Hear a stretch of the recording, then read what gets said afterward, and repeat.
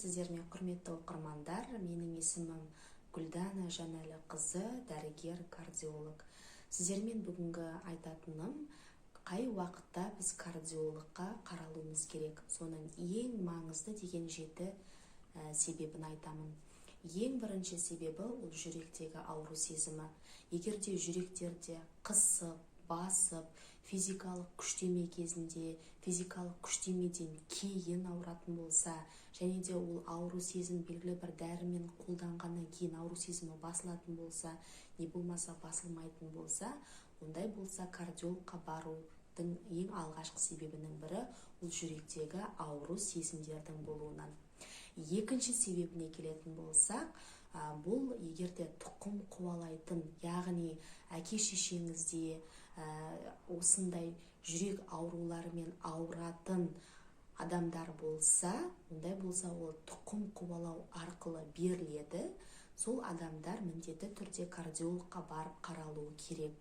Және де анамнезі кезінде 40 жасқа дейін жедел өлім болатын болса, ол адамдар міндетті түрде, сол отбасының адамдары кардиологқа барып тексерілу міндетті. Үшінші себебіміз бұл артериалды қан қысымы жоғары адамдар міндетті түрде кардиологтың консультациясынан өту керек.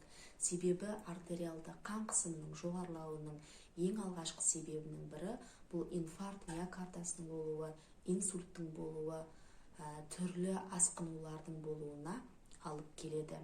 Және де төртінші себебінің бірі бұл холестерин майының, анализ тапсырған кезде холестерин майларының жоғарғы дәрежеде болуы, бұл кардиологтың кеңесінің қажет екендігін көрсетеді.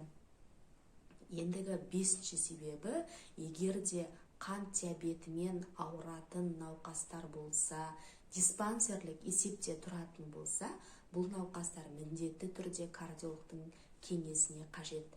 Алтыншы себебі, егерде жүректің ритмі, яғни ырғағы дұрыс болмаса, бірде қатты соғып, бірде баяулап қалатын болса, бірде бір жүрек аударылып, теңкерілген сияқты бір сезімдер болатын болса, бұл науқастар міндетті түрде кардиологтың кеңесіне қажет етеді.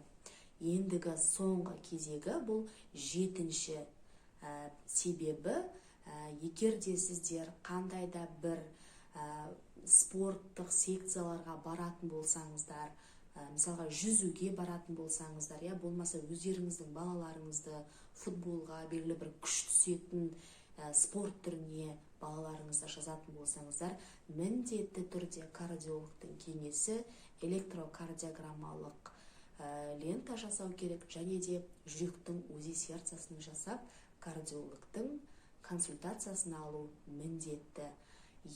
Осы 7 себеп сіздерде бар болатын болса, міндетті түрде кардиологқа барып қаралыңыздар, ауырмайық, деніміз сау болсын.